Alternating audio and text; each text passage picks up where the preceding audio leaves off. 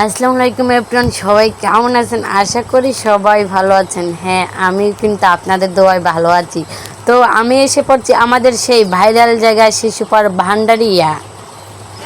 আমরা নৌকায় উঠতেছি কিন্তু চোখে জাদু আছে চোখে চোখের কাছে